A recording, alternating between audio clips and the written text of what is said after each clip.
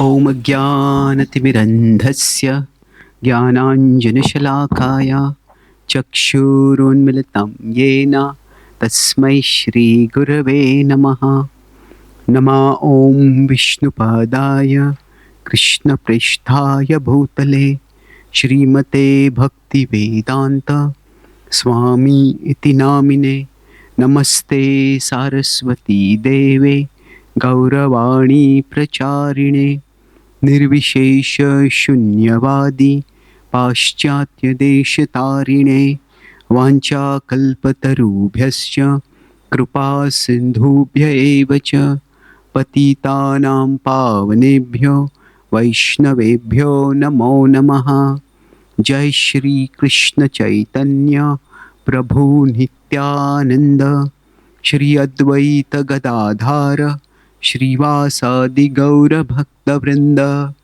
Hare Krishna Krishna Krishna Hare Hare, Hare Ram Ram Ram Hare Hare. My dear Lord, please guide us all so that we can understand how your plan is working in our life and we can gracefully participate in that plan. Hare Krishna.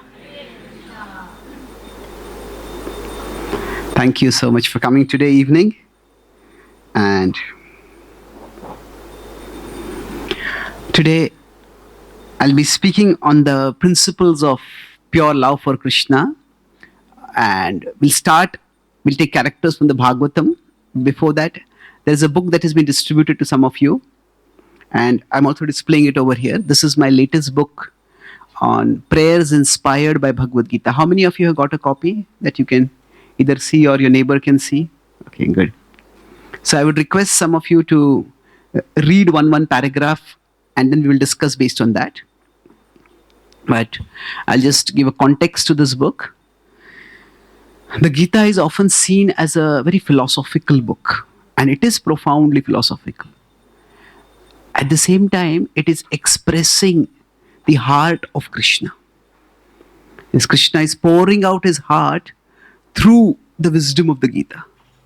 And I have been writing on the Gita for almost 15 years now. So I felt that while I'm doing a lot of analysis of the Gita, many of the Gita's verses are like personal friends for me. And if we have a friend, we want to know more and more about that friend. One way we know more about the friend is by spending time with them in different situations, in different contexts.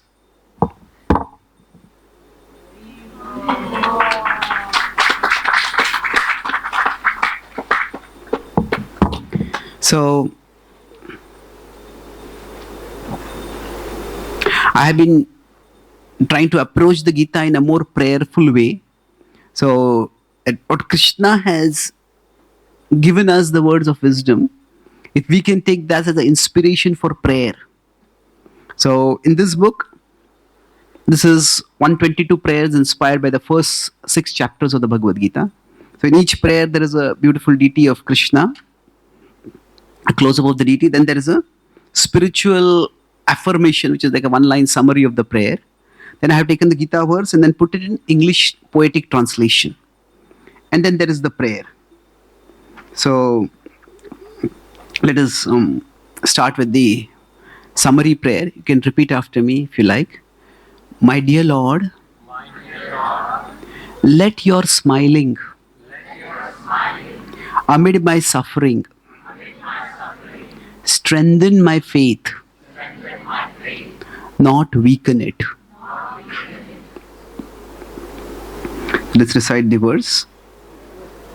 This is 2.10. This is page number 36 in the book. 2.10, page number 36. Tamuvacha Rishikesha Prahasanniva Bharata Senayorubhayor Madhye Vishidantam idam vachaha. The Lord of the senses spoke with a gentle grace, a knowing smile playing upon his divine face. Between the armies, standing calm and bright, he solaced Arjuna, who was lamenting his plight. This is the setting where the wisdom of the Bhagavad Gita is about to be spoken. In the first chapter, Arjuna came ready to fight, but then he got overwhelmed by the prospect of the fratricidal war. And he became confused. He was not sure whether I can fight, I can't fight. Finally, in this chapter, he surrenders to Krishna. And when he surrenders, at that point, Sanjay is speaking this verse. That what is Krishna's expression? Krishna is prahasanniva bharata. He's smiling. So, a couple of years ago, I was in America, and there was a devotee family with whom I was staying.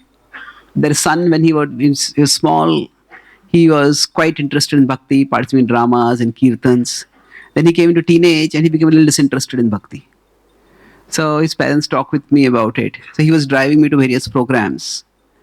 And then one day he told me, I don't mind driving you to programs, but I don't like to go to the temple. I said, okay, can I know the reason? He said, there is so much stress and anxiety in my life. But when I go to the temple, Krishna is always smiling. I feel as if Krishna is in his own world and doesn't care for me. So I feel if Krishna is living in his own world, I will also live in my own world. So, then at that time I showed him this verse. And prahasanniva. So Krishna is smiling. But what does Krishna smiling mean? Does it mean that he's in his own world and doesn't care for us? Or does it mean something else? So, it is a natural question that comes to all of us when we are facing challenges. Does God care? So, we'll try to discuss that today. So, who would like to read the first paragraph? Do we have a second mic? Or you can read. Some of you have a mic in your throat. Oh my Lord, many are the times when I feel lost and lonely, confronted with the perplexities of life. At those times when nothing I do seems to be working, I cannot help but wonder, do you, O Lord, know my plight? Yes. So, I'll write and draw a few things over here.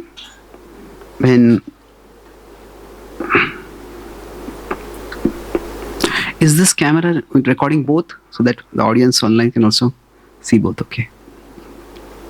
So for us, normally, okay.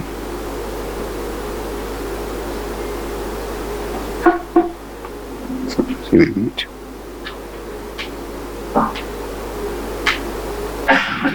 For us, when we normally go through life, Krishna is above us, far above us in the spiritual world, and normally our vision is focused ahead. Generally, the times when we look up is when we face some huge obstacle, some block which prevents us from moving ahead. That is generally the time when we look up. Or sometimes the block is not just preventing us from moving ahead, it seems as if that block is marching on us to crush us. So then at that time, we look up to see, is someone up there?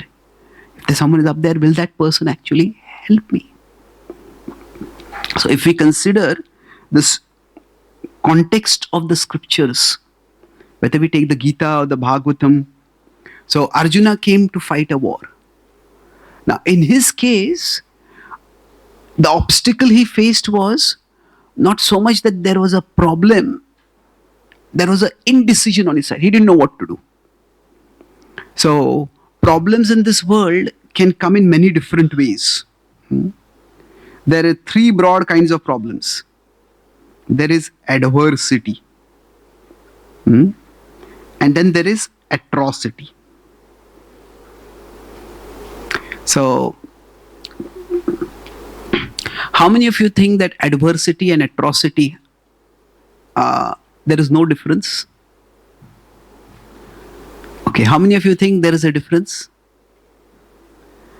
Okay, the rest of you think the difference does not make any difference.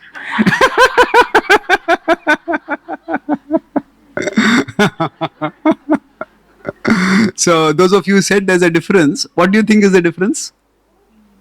Yeah? Yes, please? Okay. There's a difference in the degree.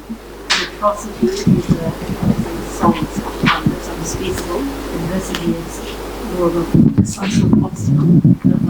Yes, adversity and atrocity, the differences of degree. That's true.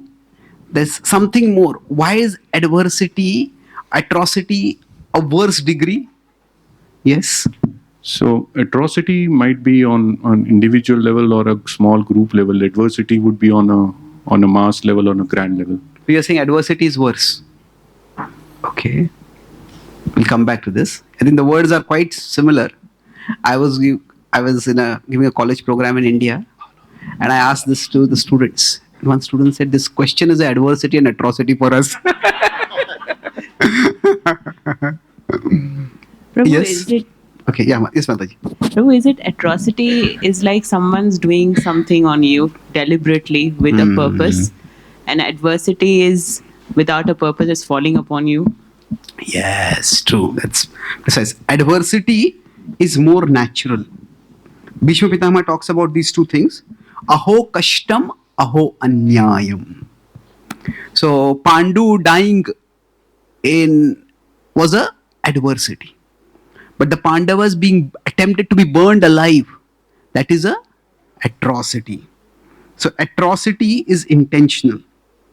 If our power supply goes off, that is adversity.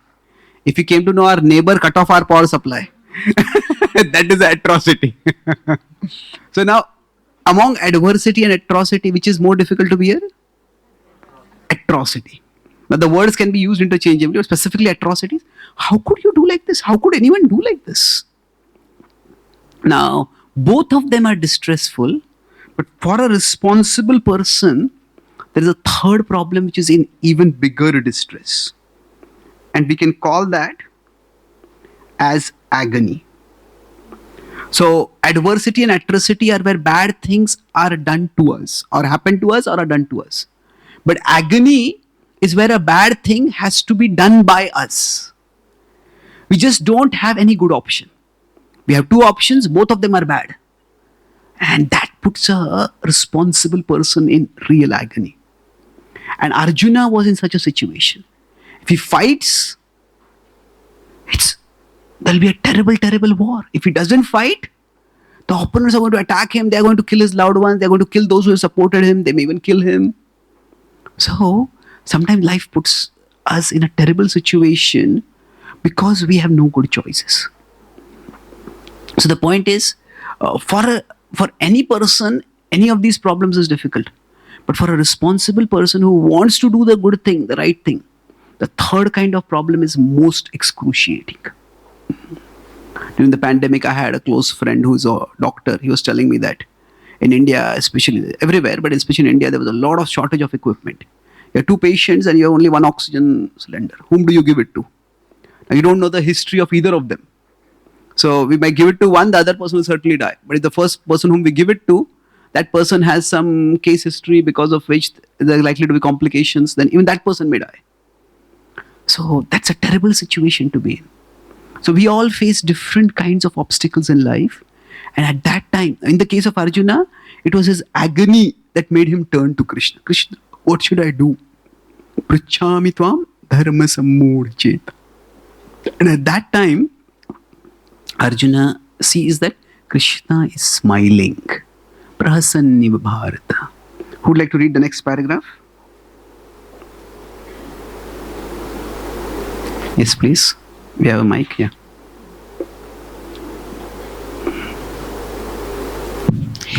If you do know my suffering, then why do you not step forward to stop it. If instead of stepping forward to help me, I came to know that in those moments you were smiling while I was suffering, oh Lord, how would I be able to maintain my devotion to you? Yes. So when we see Krishna, and okay, if Krishna doesn't know my suffering, that's a problem. But if Krishna knows and Krishna is smiling, what is going on over here? Now, if you see in the Bhagavatam, it's almost every character that we see in the Bhagavatam, it's a story of suffering. It starts right from Parikshit Maharaj being unfairly cursed for a minor infraction. And like that, we have Dhruva is a small boy. He is grievously insulted. Chitraketu, he laughs in appreciation, in amazement, but that's misunderstood. And he has to suffer because of that. Now, Prahlad again is a small boy, he's persecuted. Almost every story in the Bhagavatam is a story of suffering. And what is happening in such situations? We have, some of us, we may have seen Mahabharata TV series somewhere or a movie. When Draupadi is being dishonored, at that time we may see an image of Krishna smiling with his hand upraised. And from Krishna, an unlimited garment is coming to protect her. Now, in that case, we know Krishna is doing something. But Krishna seems to have a serene smile on his face. So, when we are going through trouble, what is Krishna's situation? Does Krishna consider all this trouble is material and I'm only concerned about your spiritual life? So I don't care for your material trouble, I care for only your spiritual growth. Let's explore that. Who would like to read the third paragraph?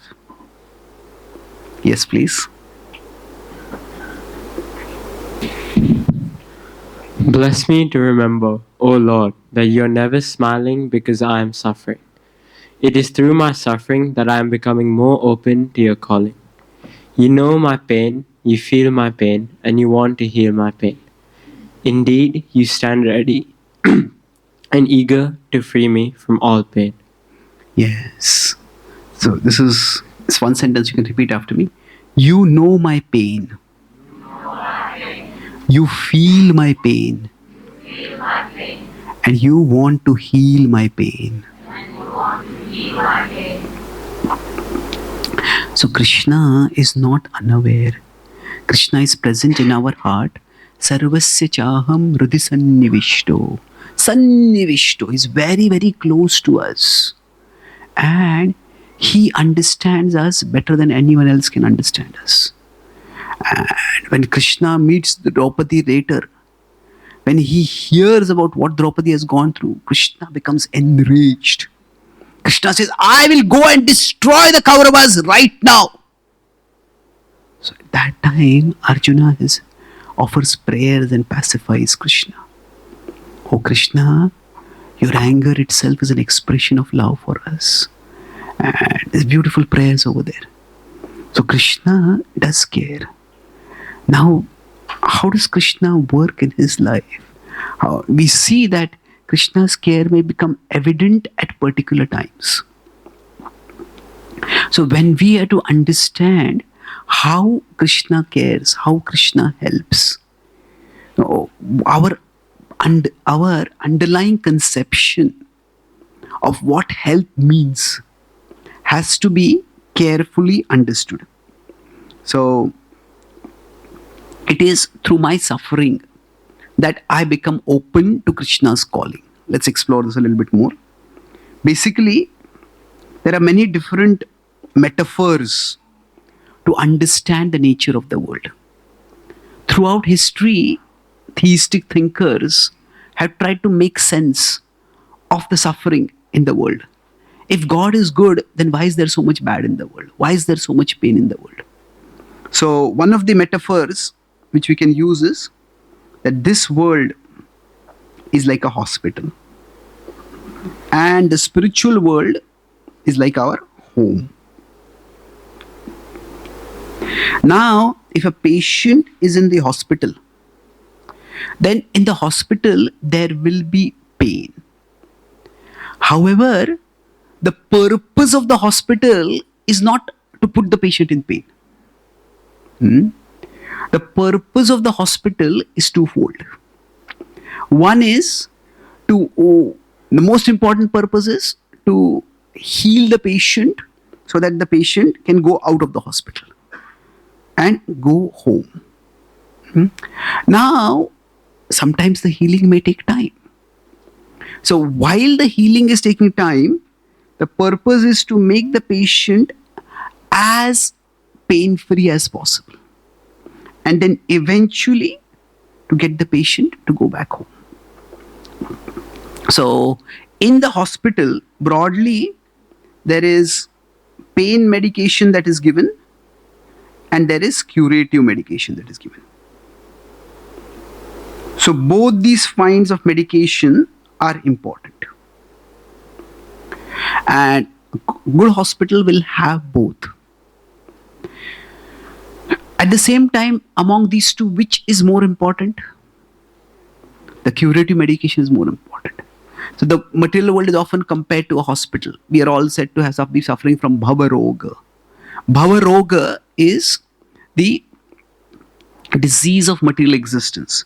And our disease is basically a disease of desires.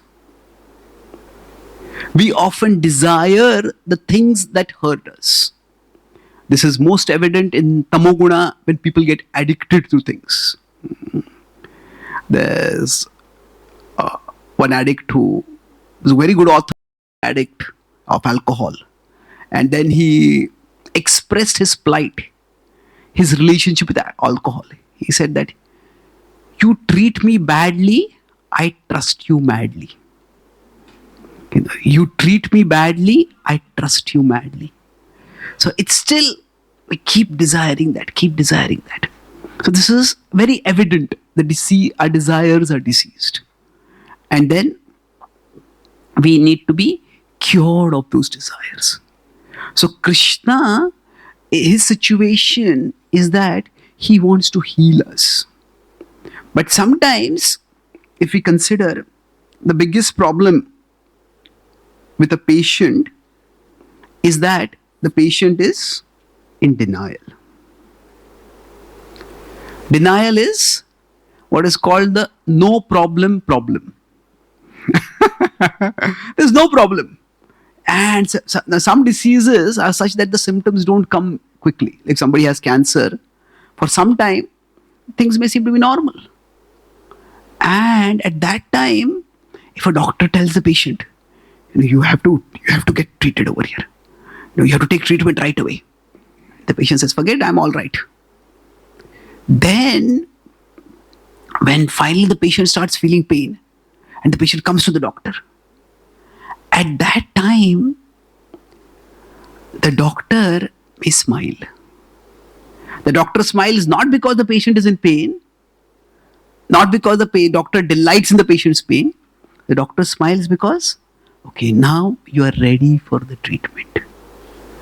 So, Krishna wants to treat us, but we don't realize that we are in any kind of trouble.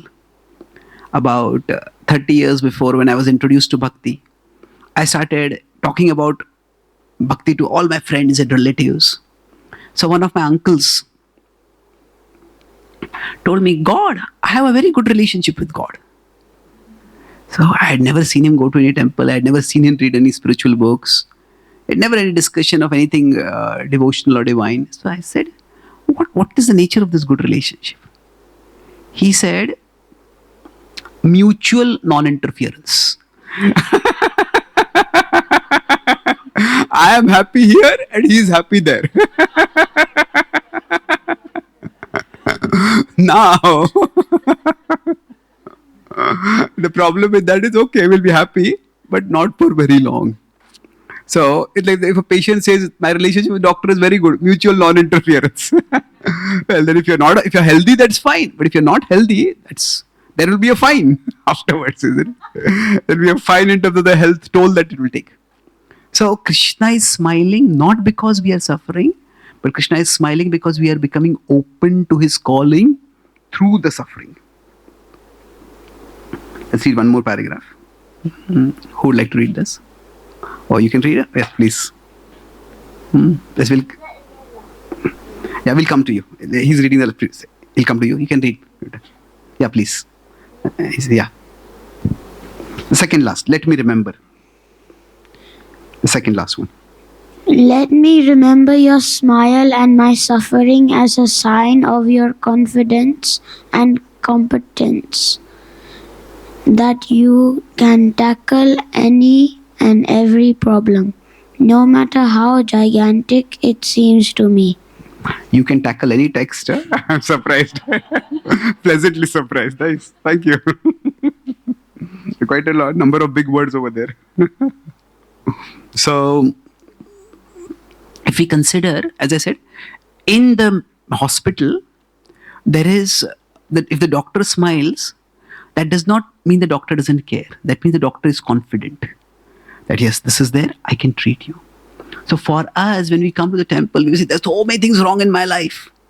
But when Krishna is smiling on the altar, that indicates Krishna is in charge. Krishna is saying, I have it. So things maybe seem to be out of control for you, but they are in my control. So we need to see that Krishna's smile as a sign of his confidence and his competence. So broadly speaking, as I said, there is pain medication and there is curative medication, as I discussed. Now, this can be compared to the material side of life and the spiritual side of life. So our material good or material welfare, material well-being is like pain medication. Why pain medication? Because everything that material we get, it gives some relief, it gives some joy, but it's temporary. We feel hunger, we take food, we feel hungry after a few hours again. We feel as if no one knows me. I have to become famous. I have to do something worthwhile so that people know who I am. We do something, and then after we do something, see, if success, the search for success is driven by the fear of failure. If somebody seeks, I want to be famous, they become famous, then next time they have to do something to stay famous. Isn't it?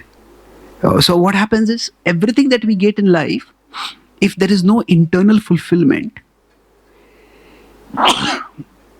then it is just a pain medication. So when whatever we get, it's not that it's bad. Pain medication is also required, no doubt. But it is pain medication in the sense that it's not addressing the cause at a permanent level. And our spiritual well-being is like the curative medication. So now, with this understanding, let's consider 4 quadrants, and this is where we will explore some Bhagavatam characters now. That we can have material well-being, and we can have spiritual well-being.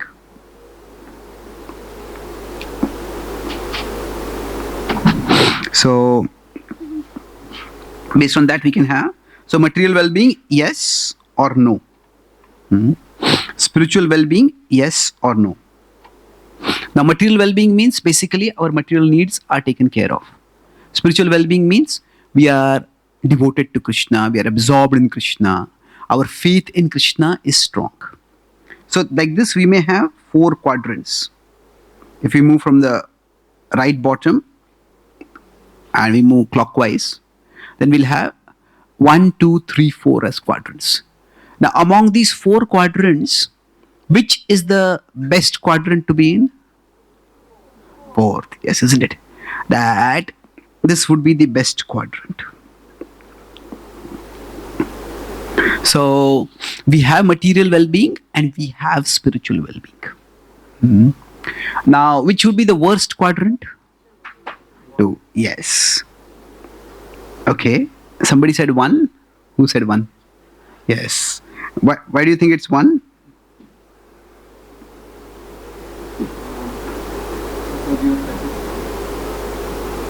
So you will not look beyond that satisfaction.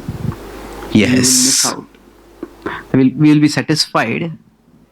Actually, we are satisfied and we don't look anywhere else. That's true.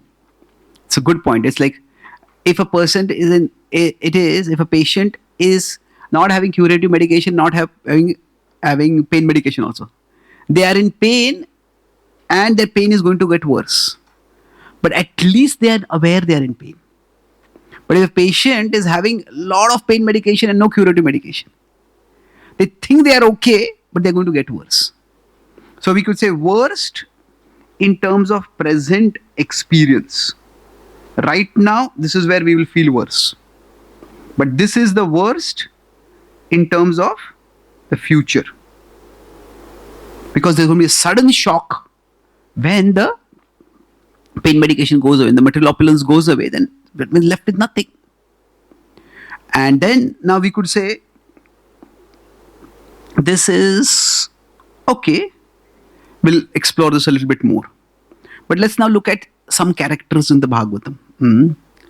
Now, if we consider, so when there is 4 quadrants in our life, nothing is static. Things keep changing. So we may be in one quadrant and we may move to another quadrant.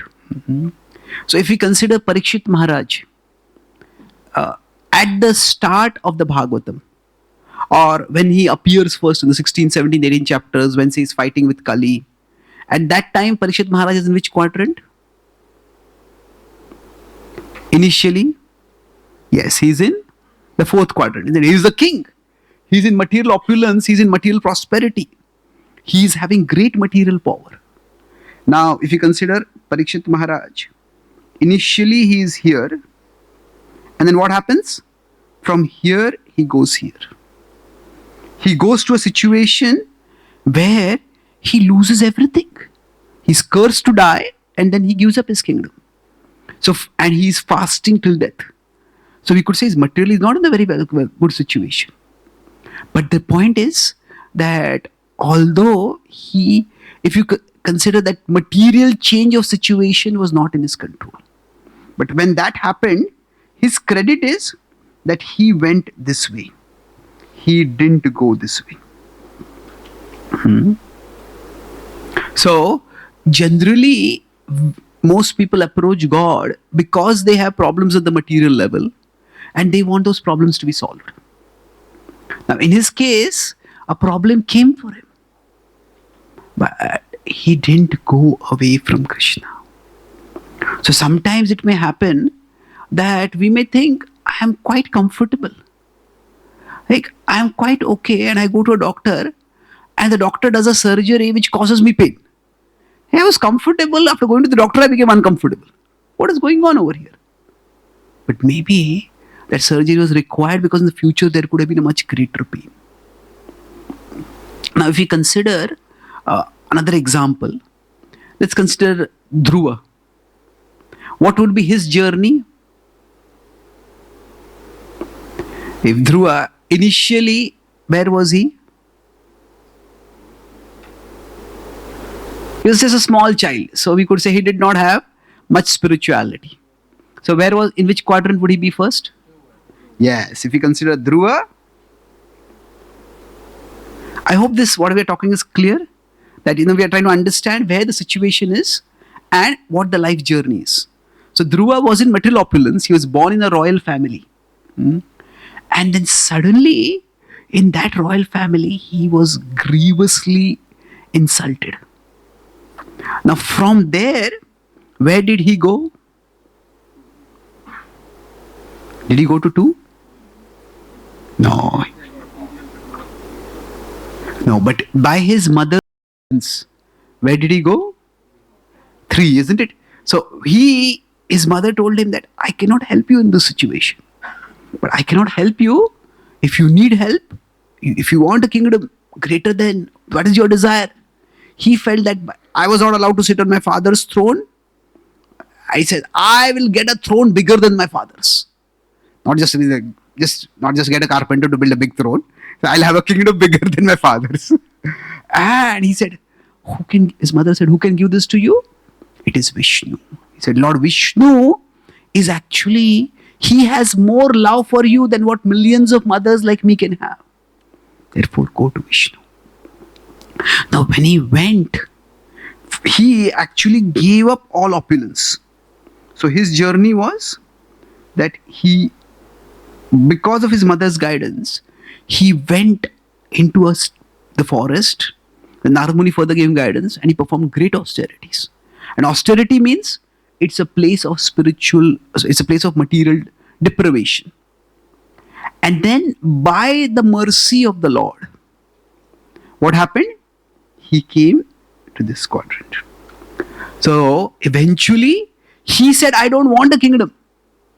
Kacham vichinvan api divyaratnam.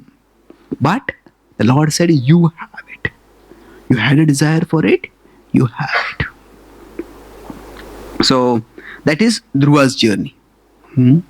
Now the key point is again, Dhruva could have gone in this direction. And Dhruva did not go. When distress, the material well-being was taken away from him, the normal reaction could have been, if he did not have a mother of the kind that he had, he would have gone down. Now, in the case of Dhruva, he was a small boy, his mother guided him. In the case of Parikshit Maharaj, it was his own intelligence. It was his own intelligence, and then specifically, how to stay sheltered in Krishna, for that he consulted the sages. So, the point is that our life will go through various circles, various directions it will go. So, if we consider, say, the story of Prahlad, what would be the story of Prahlad? Where would he be?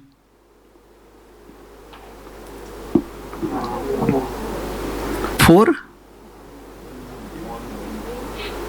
Okay, we could say that he was in material opulence. He was born in a powerful family and he was in 4.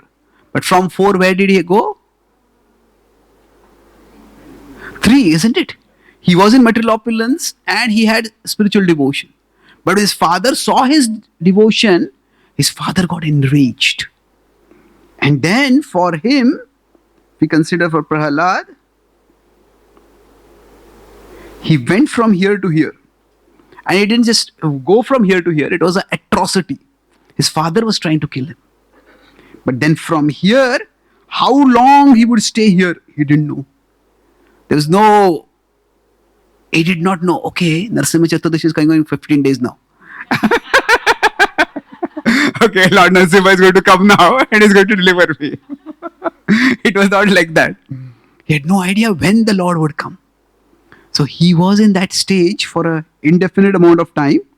And then Lord Narasimha Dev then brought him back to a position of material well-being also. So now, interestingly, in Parikshit Maharaj's case, he never came back to a position of material well-being. It was a position of material distress, but he remained devotionally connected. So broadly speaking, if we consider, we would all like to be in quadrant 4, where material wellness is there and spiritual wellness is also there. But the principle of bhakti, if we consider pure devotion, means what? That whatever happens, we stay at least in these 2 quadrants. Now, whether we can stay materially in a comfortable, prosperous situation or not, that is not entirely in our control. Sometimes factors beyond us may just create a turbulence in our life. We might be living a healthy, happy life and suddenly we get some terrible disease. That's not in our control. But whatever happens, we try to stay in these 2 quadrants. So one way to put this is that being in these 2 quadrants is like nectar. Or rather, you could put it that remembrance of Krishna, spirit, this is like nectar. However,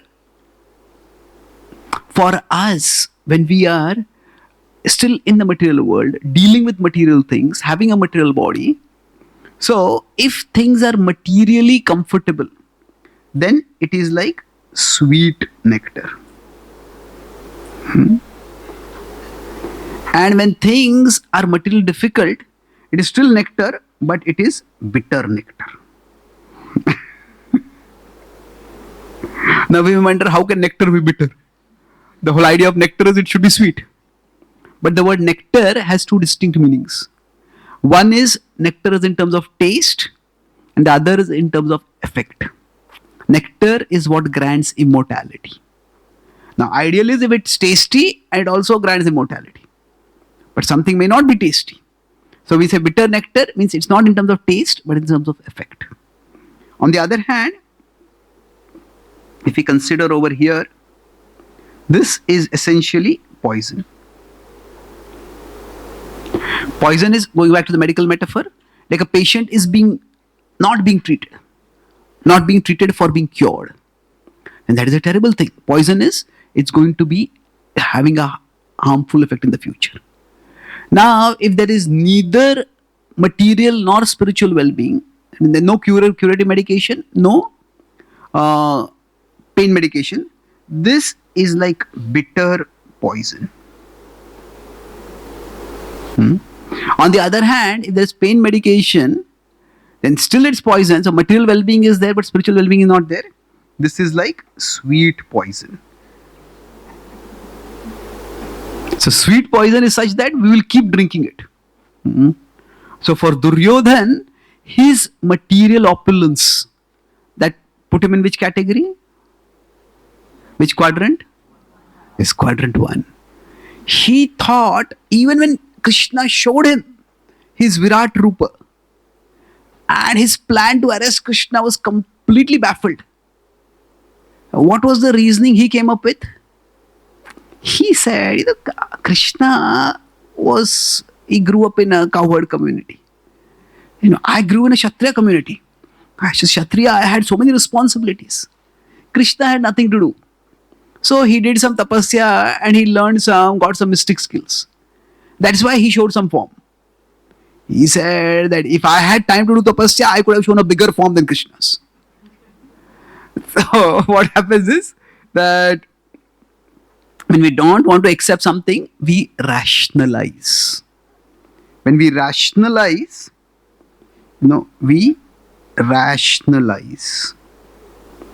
So when we rationalize, we tell rational lies. When we rationalize, we tell rational lies. Like if a husband has promised his wife, I'll no longer smoke. And the wife comes to the husband's room and there's smoke all around. He says, why are you smoking? Oh, actually, I was not smoking. The room was very cold. I wanted to make it warm for you.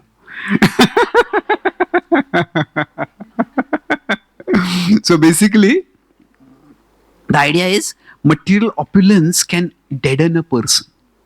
So being in quadrant 1, that's why, as you said, it's the most dangerous. Now let's take a few more examples to illustrate this point now. Now let's consider Sudama. Sudama was in which quadrant? 3. And where did he go?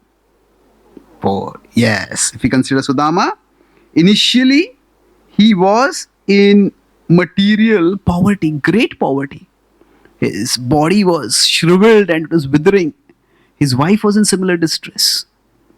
And when he came to Krishna, he didn't even ask for that material opulence. But Krishna gave it to him. So Sudama's journey was from material poverty to material prosperity. So in general, within the purview of the characters in the Bhagavatam or in the sacred texts, who will go in which direction? Can we say that, okay, Parikshit Maharaj was cursed, Sudama was blessed? So, does that necessarily mean Sudama is a greater devotee and Parikshit is a lesser devotee? Not like that.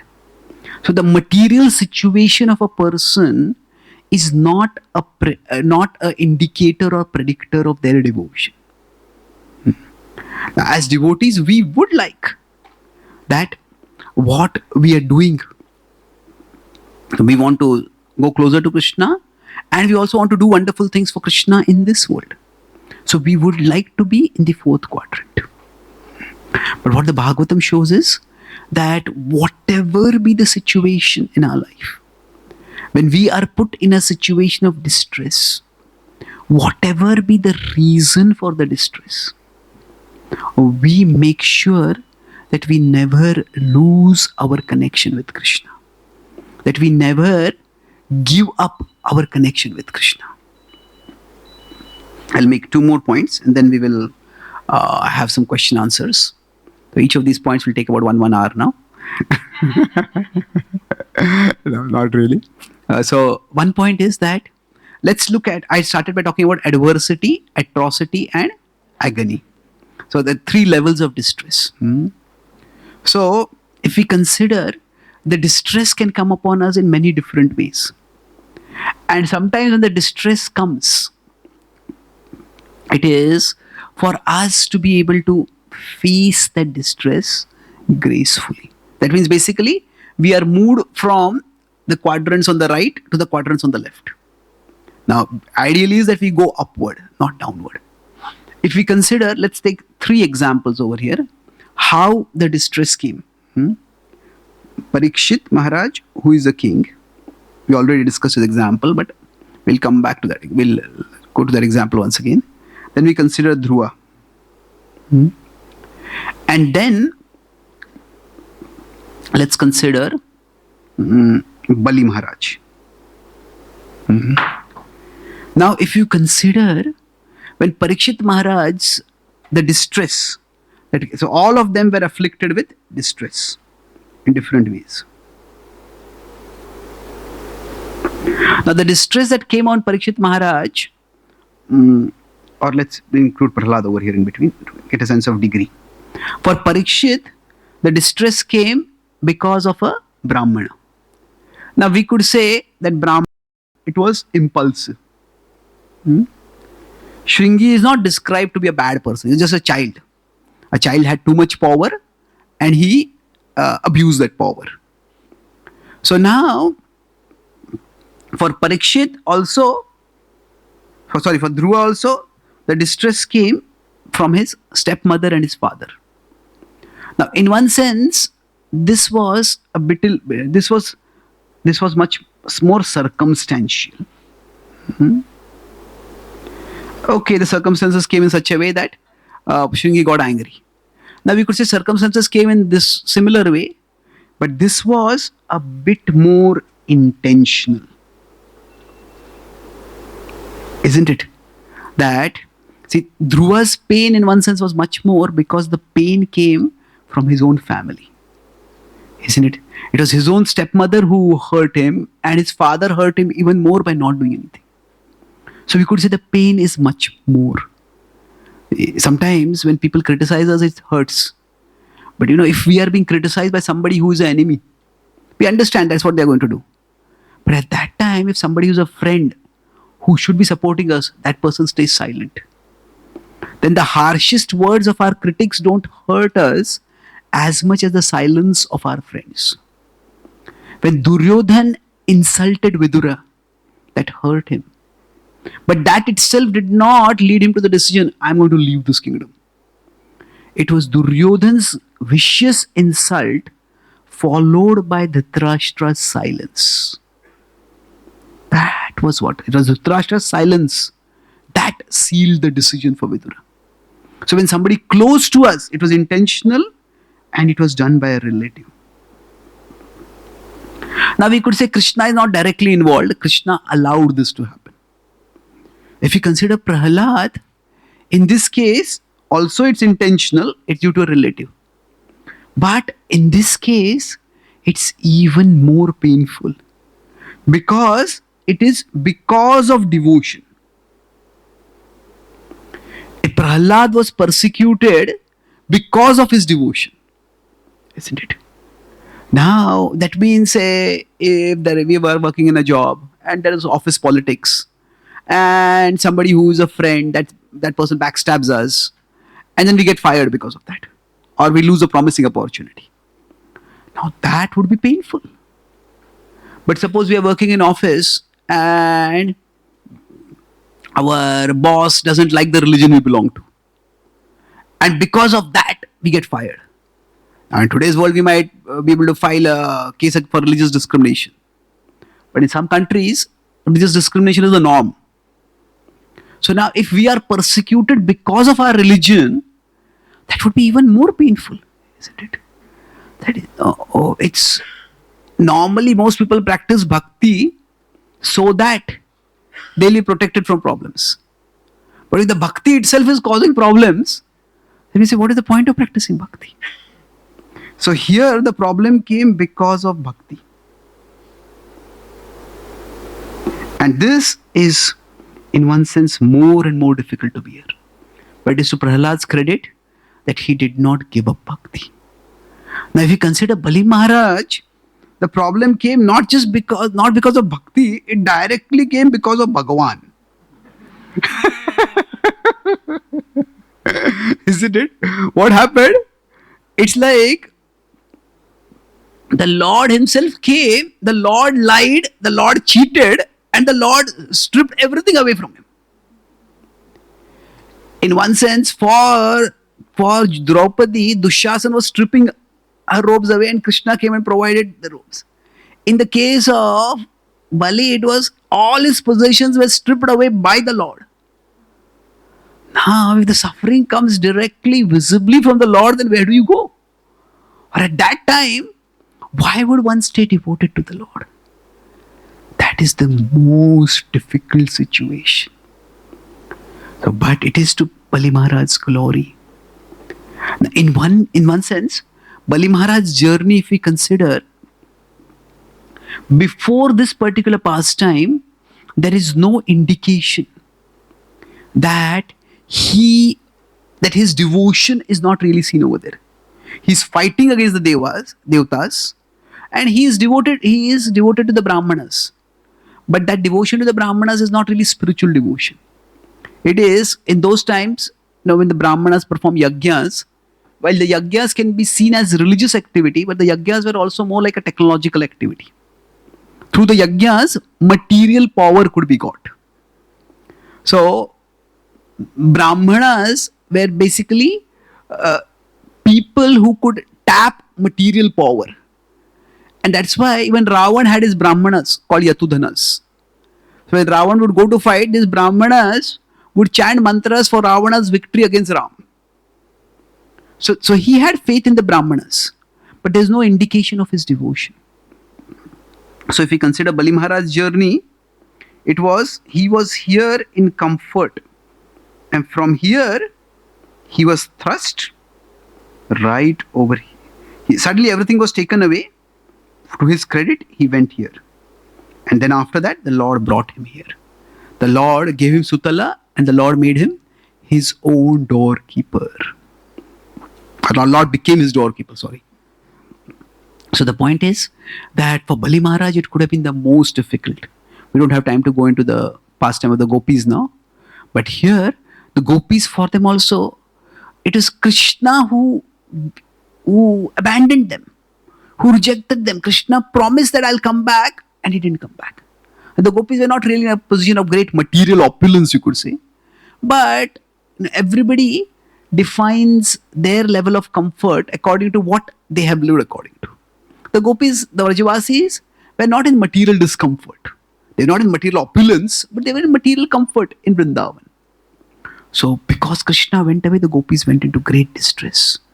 And it is Krishna, in one sense, Krishna going away and Krishna not keeping his promise that put them in distress. But the gopis never gave up Krishna. And this is actually the test of devotion. So for us, when we are in pain and Krishna is smiling, what does it mean? We are in pain means we are going from a situation of material opulence, that is, it could be quadrant 2. Suddenly we are pushed out of that quadrant 2. So if we are being handled by Krishna, if we are connected with Krishna, then we won't go to quadrant 4. We won't go away from Krishna. That loss of material opulence will prompt us to come closer to Krishna. Now, of course, we don't have to lose material opulence. We don't have to be in a material distressful situation. But it is not that when we are going through material distress, that means Krishna doesn't care. That doesn't mean Krishna has abandoned us. So, would you like to read the last paragraph? No.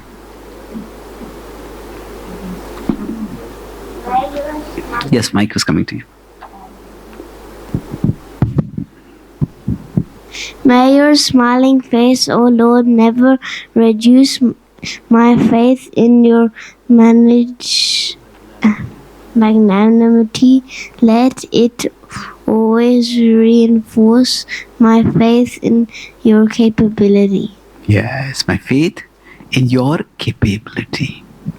It is not that Krishna doesn't care. Krishna has a plan, and Krishna's plan will work out in its own way. On Sunday, I'll talk about Srila Prabhupada's life also, and how Srila Prabhupada's life went through these various quadrants, and how he stayed firm in his devotion. But to summarize, not to summarize, to one last slide before I summarize. See, broadly speaking, there could be material well-being and there could be spiritual well-being. Yes or no? So, as devotees, what we would like is, if we have both, we can be grateful. Now, we can be grateful if we have both. If we have only one, if we have material opulence but no spiritual connection, that is when we will become prideful. We'll become arrogant. This was the case of Duryodhana, as I said. Now, if we have neither material opulence nor spiritual opulence, that is when we'll become resentful. That is, there's nothing right in my life. Nothing is right materially, nothing is right spiritually. So, if we have spiritual connection, but we don't have material prosperity, that is the time a devotee can be graceful. Tattenu kampam susamikshamano bhunjaneva atmakrutam vikakam. Krishna, it is your mercy that I'm in this situation. I will stay faithful to you. Rudvagvapurbhir vidadam namaste jivetayo muktipade sadai bhag. One who lives in this way, it says that Krishna says that a person is, Bhagavatam says, this a person entitled to come back to me. That person has already become a child of Krishna. The person is on the path back to Krishna. So, the Bhagavatam, through its various stories, the Gita through its context, tells us that the material side of our life is unpredictable. And although it's unpredictable, what is predictable is that Krishna always cares for us, and Krishna will always care for us. So, we may feel that we are lost. We may feel that because things are going wrong in our life, we feel we are lost. And we may be lost, but we are never lost to Krishna. We are always within Krishna's plan. From a doctor's perspective, if the patient has admitted that, okay, I'm sick and I need to be treated, then one day the patient's health might be good, another day the patient's health might be bad. Patient may feel in pain. The next day the patient may feel in good condition. But as long as the patient is under a competent doctor, the immediate ups and downs of the patient's health don't matter so much. So that's why these ups and downs that happen in our life, what the Bhagavatam says is that don't take them so seriously that we give up our seriousness and bhakti because of that. If we stay connected with Krishna, if there is material well-being, we can be grateful and we can serve Krishna cheerfully. If there is material difficulties, it will be a little more difficult. But still the magnitude of the suffering will be much lesser if we stay connected with Krishna. And thus, our life, it may go in this direction, this direction, this direction. We don't know how it will go. But wherever it goes, we don't want it ever to go downwards. We don't want it ever to go in a direction that takes us away from Krishna. So let me summarize what I discussed today. We talked about, practicing bhakti, how to practice, what pure bhakti means. And I talked about 3 main points. The first point I discussed was that does Krishna care that we are suffering? About our suffering. So does Krishna care about our suffering? Yes, he does care. When Krishna is smiling, to understand that, we consider the metaphor of a hospital and a home.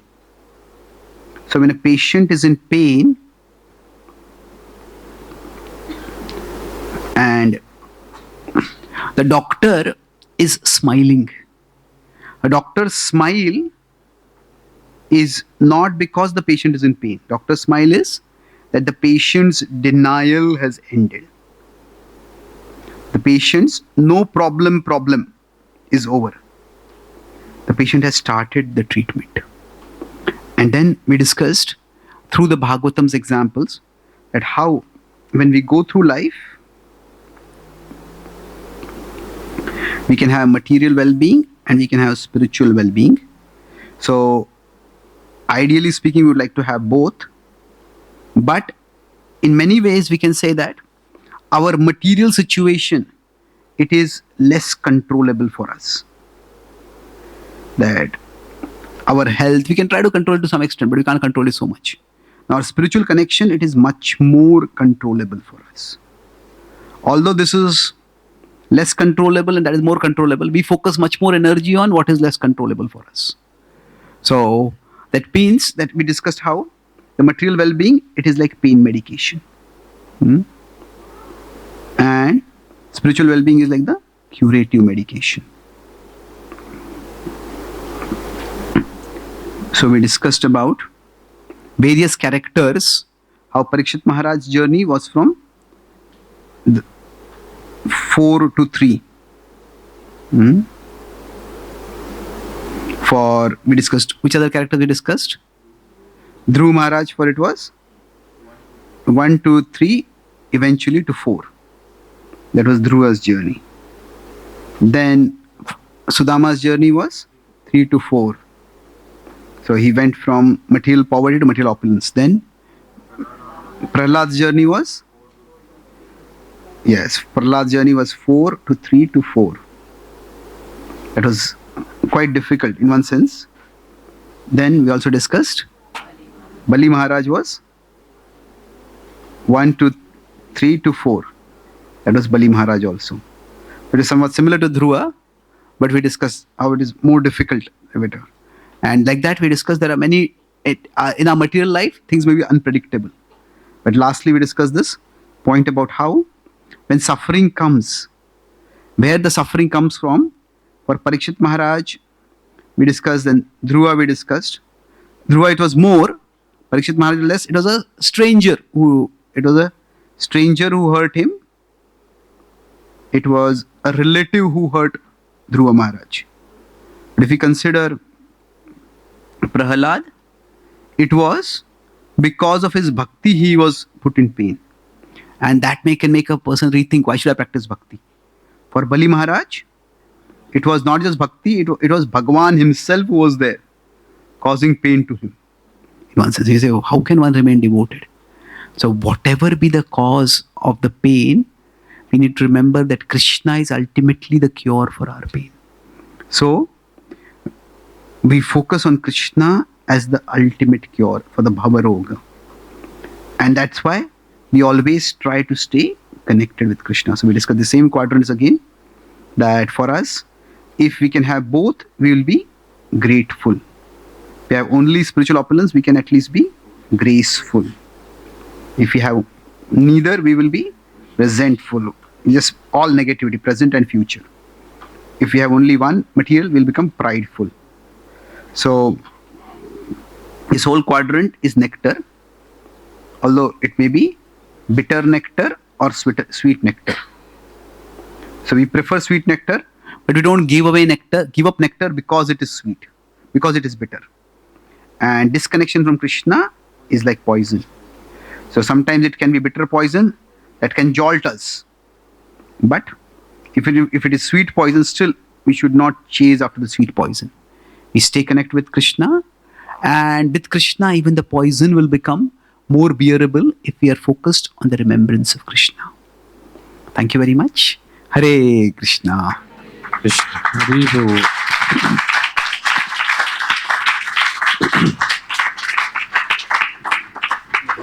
Now we will take some questions, please. So if you have any questions, also we'll announce about the books. How much what's the cost per book?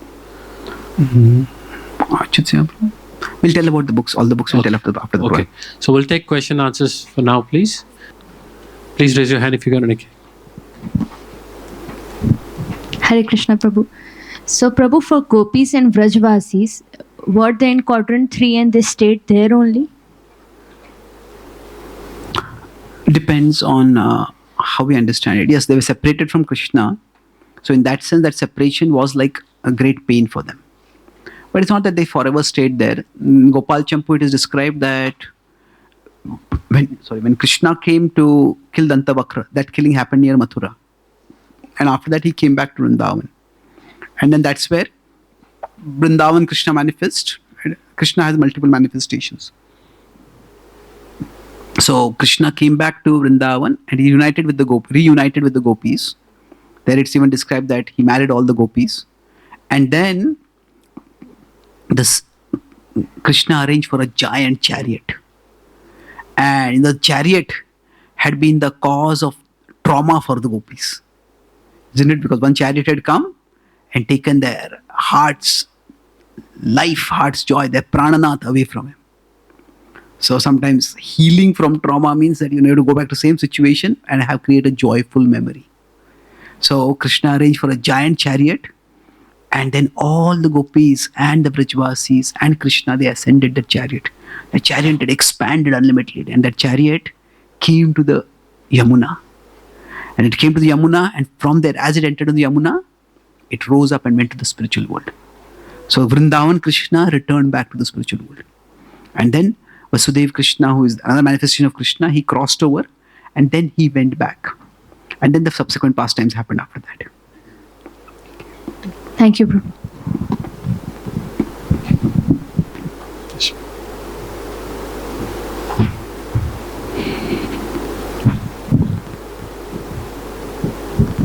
Hare Krishna Prabhu. Thank you very much for amazing class. Actually, in the beginning, we accepted that yes, Krishna cares for all of us. But my question is, from the time immemorial, we are forgetful and ignorant about Krishna. So if in case Krishna is also like pretending to be not caring about us, isn't it also okay? Because we have forgotten Krishna for so long, if Krishna also pretended that he doesn't care for us, well, see, Krishna's love is a big philosophical question. Is Krishna's love conditional or is it unconditional? Unconditional. Yes, that's the answer we would like to believe. Yes, it is true. It depends on how we understand the word conditional and unconditional. See, Krishna's love is definitely unconditional in the sense that Krishna's love does not depend on our choice to love him or not. That is, that sarvasya chaham hrudi sannivishta. Krishna says, I am in the hearts of everyone. Suhrudam sarva bhutanam. Krishna says, I am the well-wisher of everyone. He doesn't say surudam mad bhaktanam. It's everyone. In the Prahlad's prayers, it is said the Lord is described as krupana vatsala. Even people who are krupanas, who are materialistic, who are godless, Krishna is even their well-wisher. So in that sense, Krishna's love for us is unconditional. At the same time, it is also conditional. In the sense that it depends on conditions.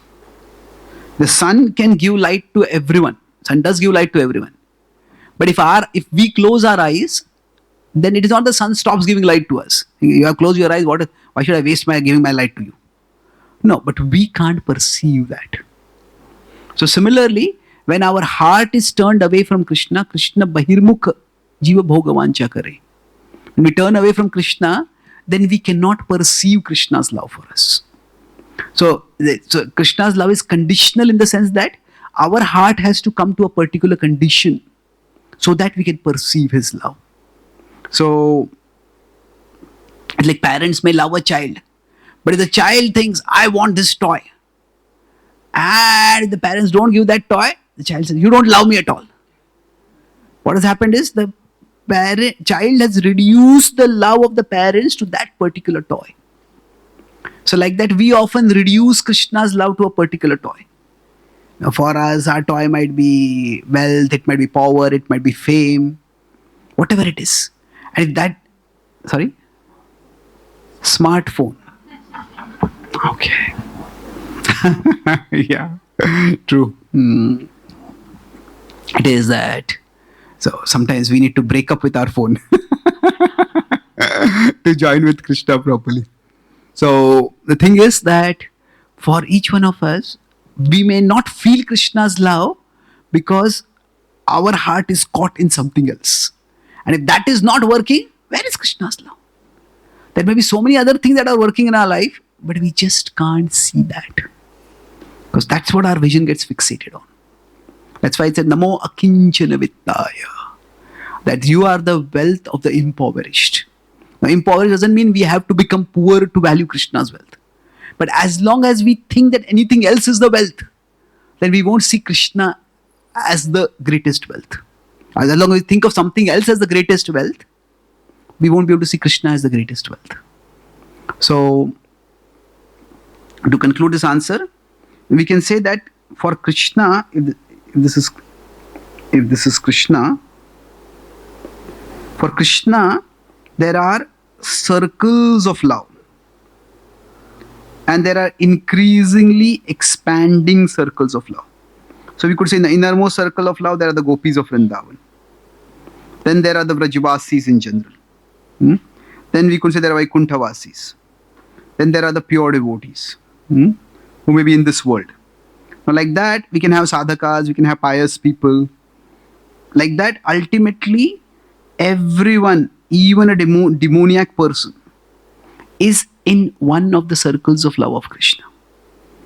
So, but the demoniac person is in one of the circles of love, but they won't perceive Krishna's love because they're filled with the demoniac desires. That's why we started by talking about it is our desires that are diseased. So, when we practice bhakti, it is ultimately to cure our desires. And curing our desires means what? That we desire Krishna more than anything else. We desire Krishna more than material opulence. So our purpose is, whichever circle we might be in, we want to move into an inner circle. If we are here, we would like to move here. If we are in some other circle, right now we are in the circle of sadhakas, then we want to move from the circle of new sadhakas to circle of more serious sadhakas. So like that, whichever circle we are in, we want to move towards the inward circle. Okay? Yes. Any other questions?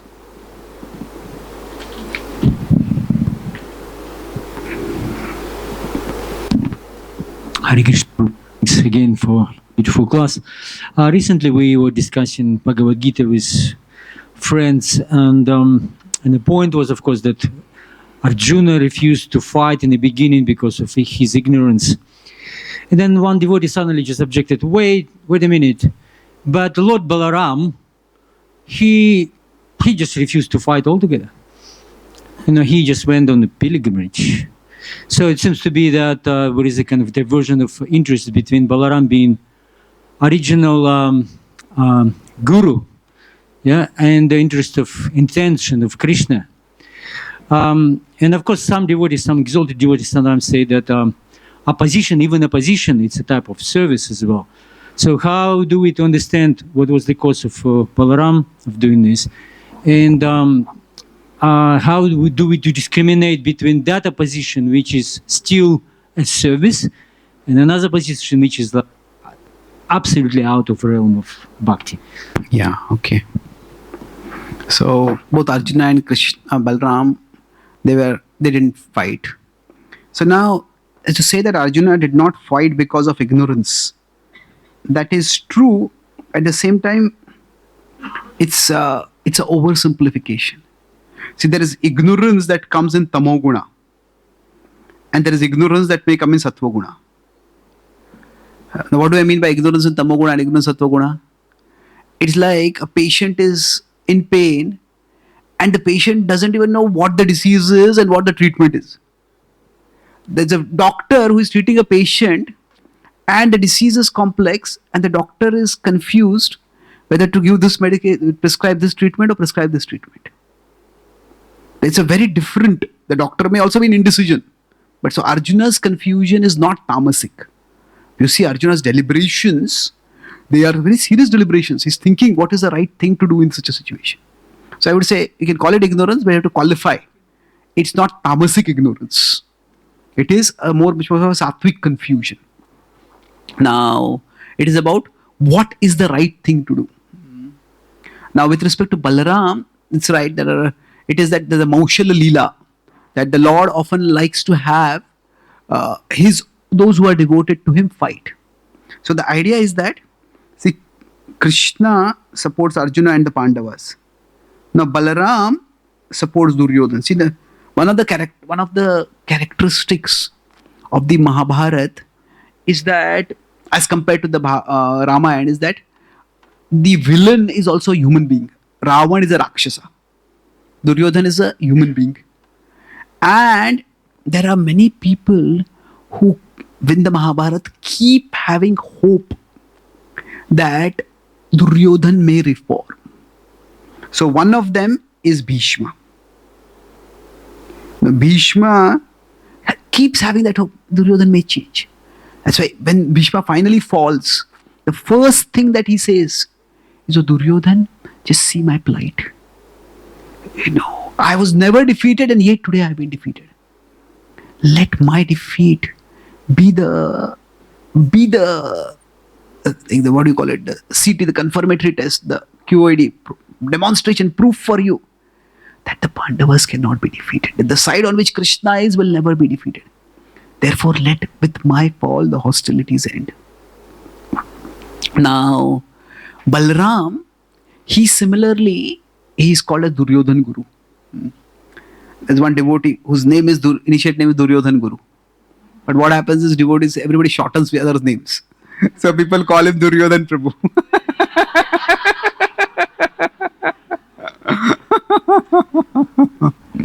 So now the thing is that Balram at one level, when we say he's the Adi Guru, see, one of the things is that the Guru takes a great risk when the Guru initiates a disciple.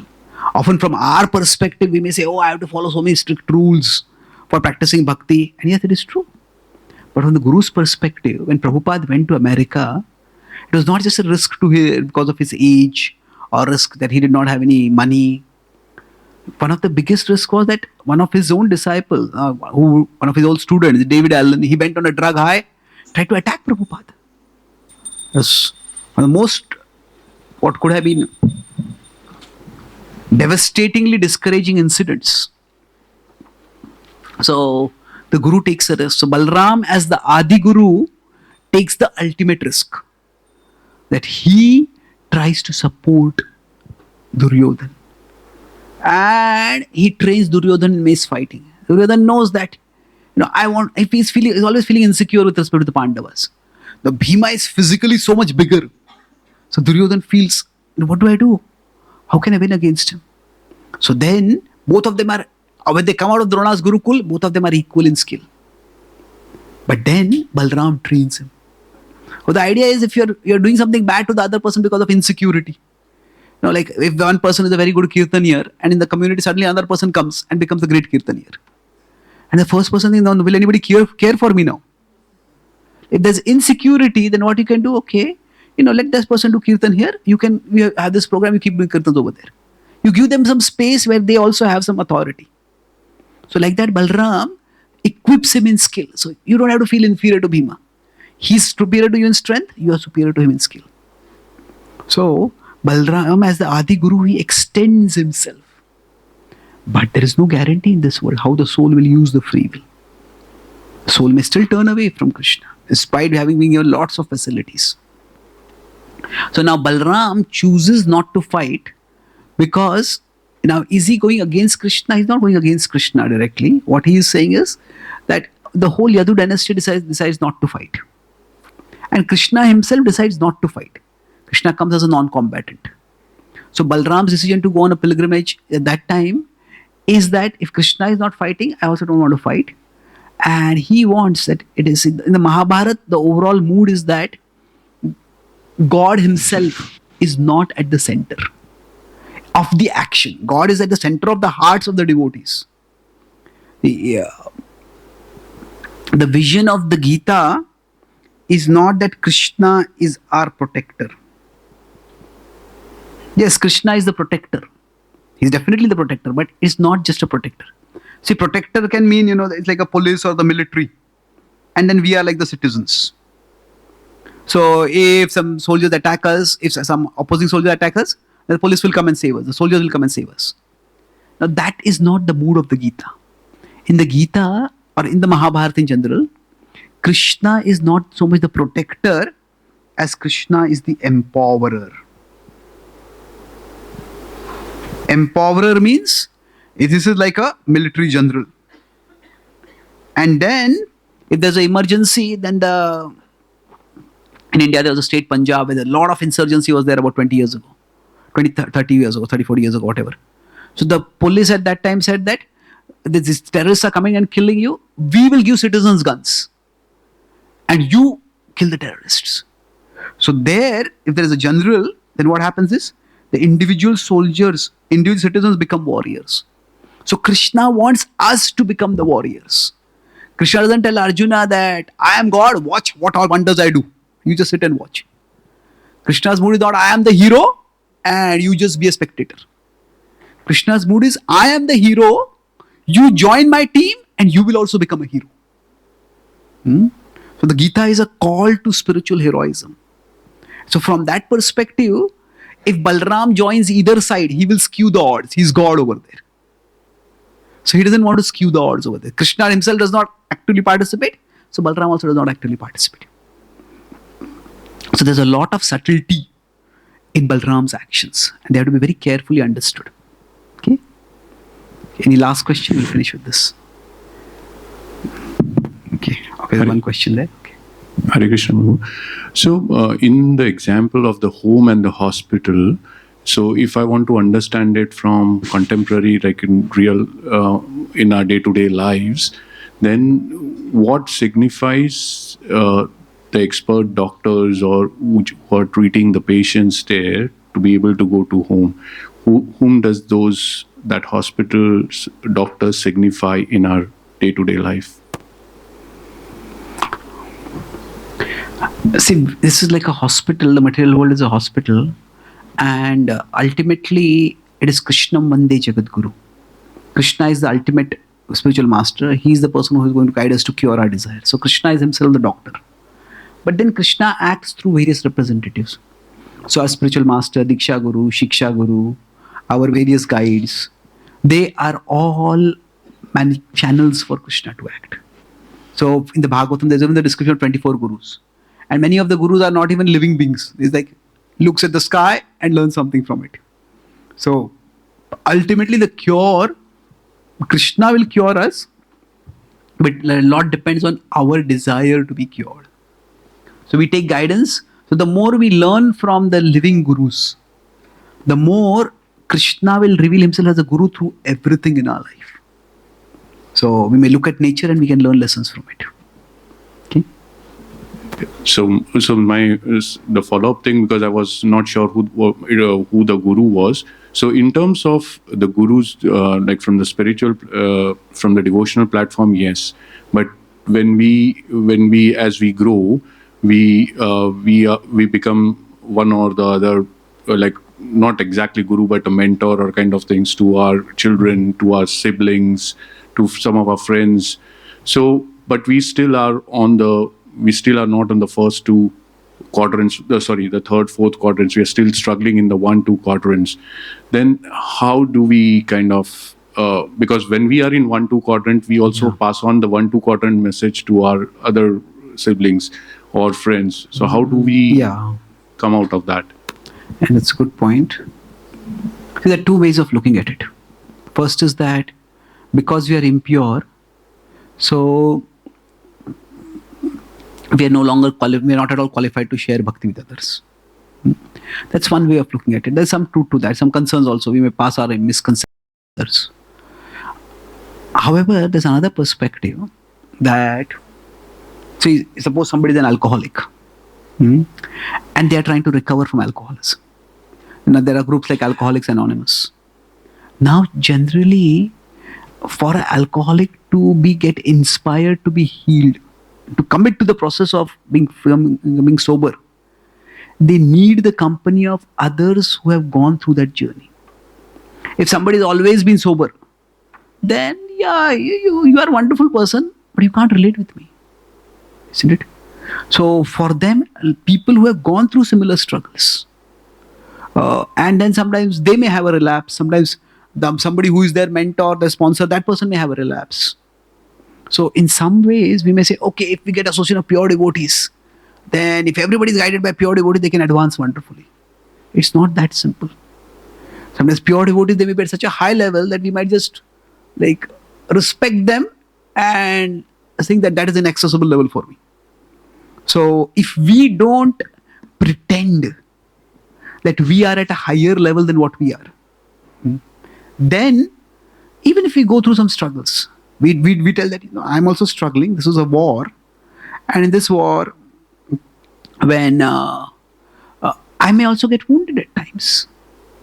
And if we are not, two things, if we are not claiming that we are pure, we are claiming that we are more advanced than what we are.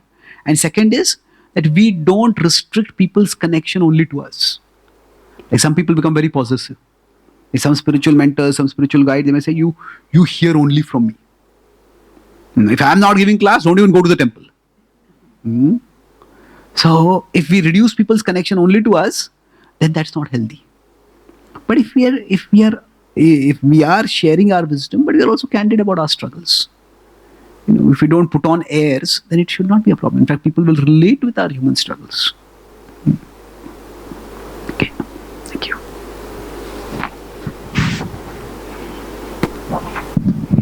Okay, one last question. We'll stop it.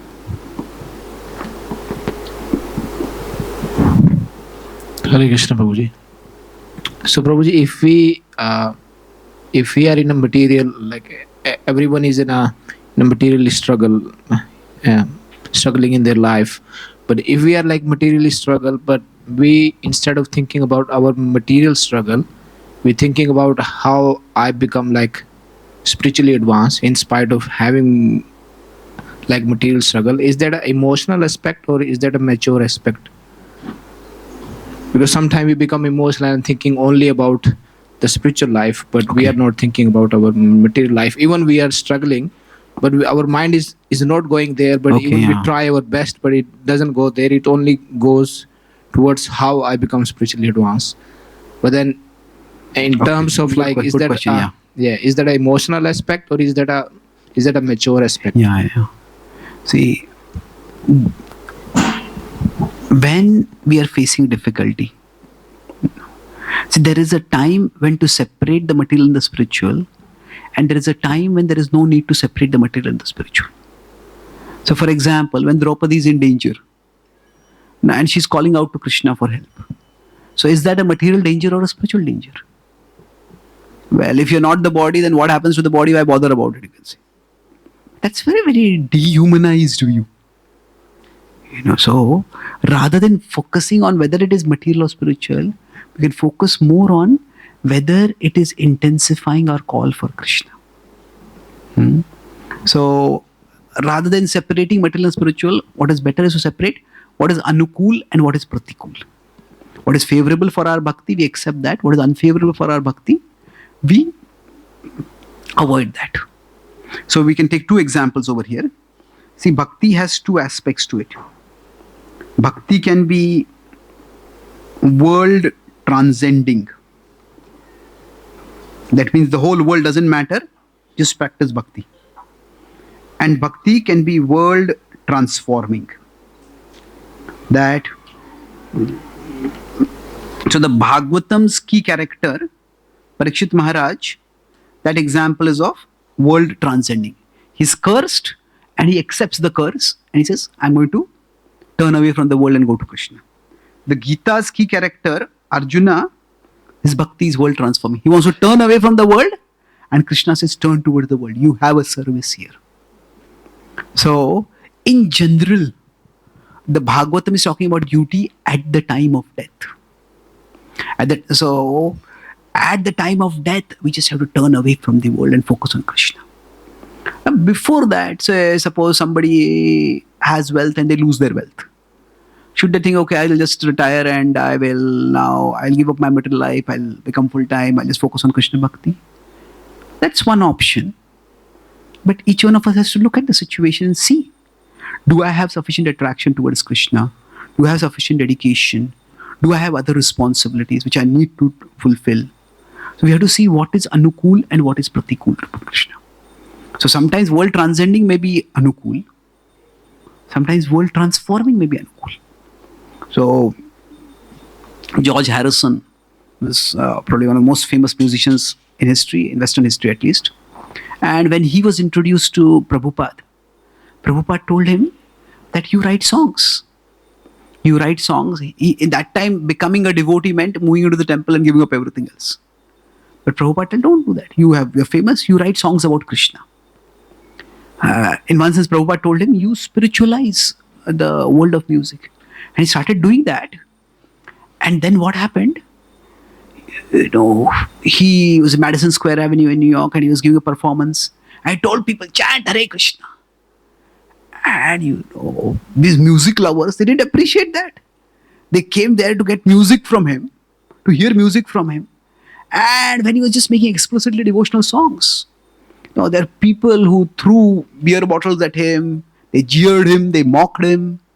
And the New York Times, London Guardian, all these gave, George Harrison was such a great musical talent. And he got involved with this weird Krishna cult. And the world has lost such a great musical talent. So then he came and met Prabhupada. I told Prabhupada that you told me to write songs about Krishna. And I'm doing that. But I feel that for every one person I'm attracting towards Krishna, a dozen people are going away from Krishna.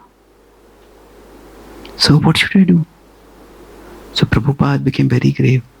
And Prabhupada said, balance it. So then after that, he started writing songs of the kind that he was writing, romantic songs and other things. And in between, he would bring in Krishna, he would bring in other devotional elements. And then the reviewers started giving positive, he has come out of this cult and George Harrison has come back now. So, his mission at that time was world transforming. If he becomes world transcending, that's not going to work. So imagine, to get a current sense, say, if there's a World Cup cricket final and say India, Virat Kohli or whoever is the captain, most of Indians, but Australians also, cricket is quite popular here.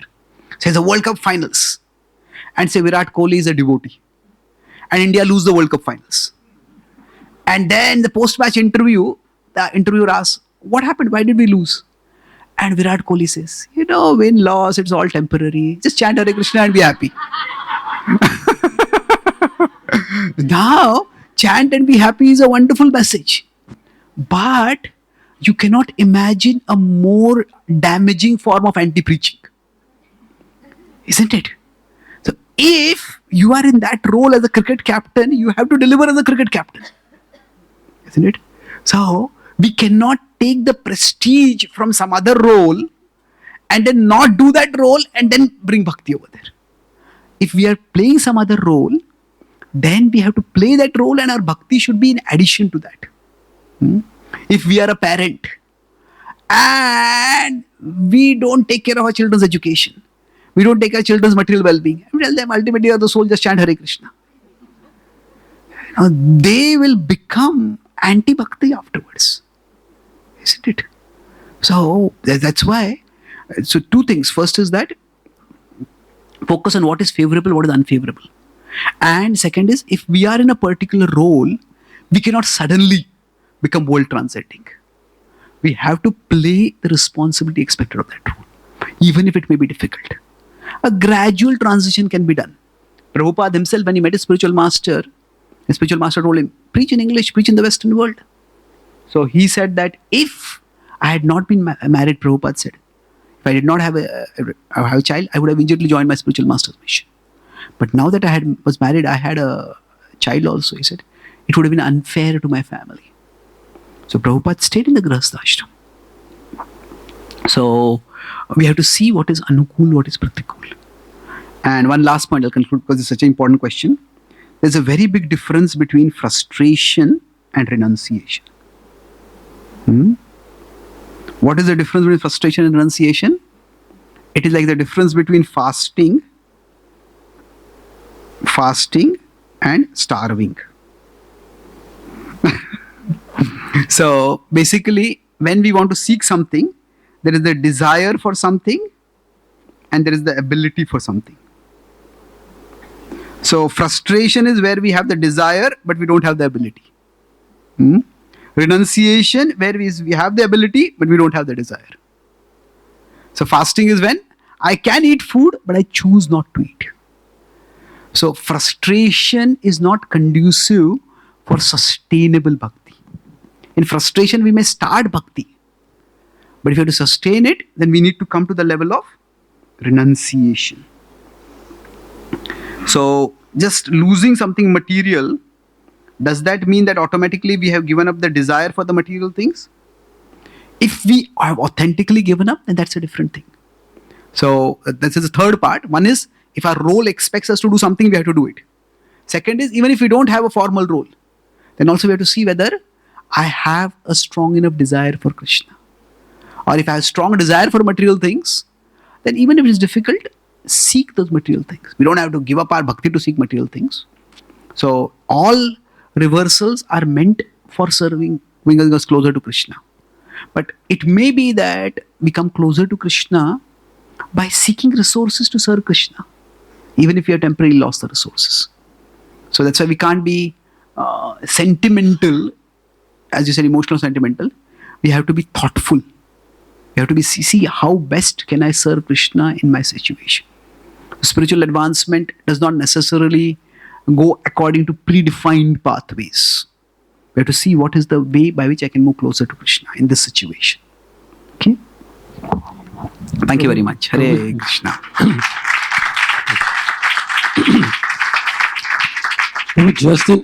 Just in continuation to that, one very small thing.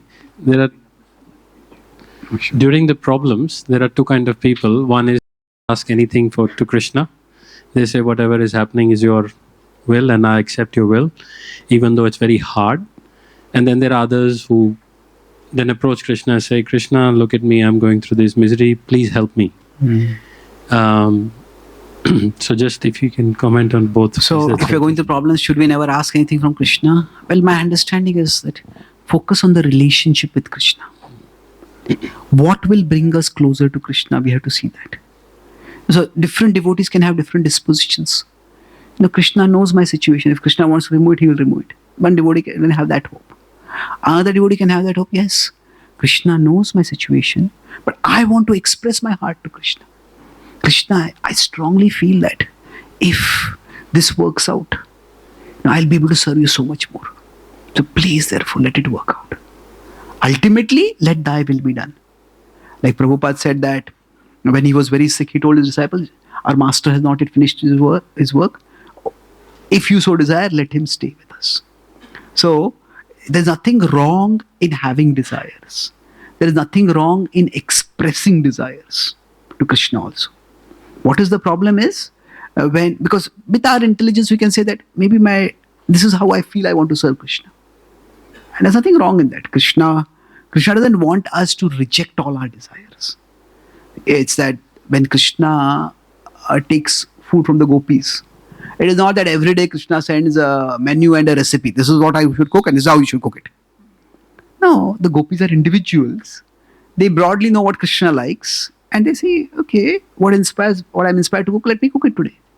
So Krishna is going to surprise me. So Krishna has not given us our individuality to take it away from us. So Krishna, it's not that all our desires are necessarily bad. But the point is that our desires should not become demands. And certainly the desire should not become ultimatums to Krishna. Krishna, if you don't do this, I'll stop chanting, I'll stop practicing bhakti. I'll tell everyone what a terrible God you are. I won't say that just having a desire and expressing that desire is outside the purview of pure devotional service. It is anya bhilashita shunyam. It is not anya bhilasha shunyam. So the constant tendency to have desires that we make into demands from Krishna, that's not a healthy thing. So the point is, if we have certain desires, we can, especially if they are very important for us, we can ask Krishna for them, but don't make the bhakti conditional to them. Okay. Thank you so much, Prabhu. Hare Krishna. One big loud Hari Bol for Prabhu. Thank you, Prabhu. Please, big round of applause for Prabhu. Hare Krishna.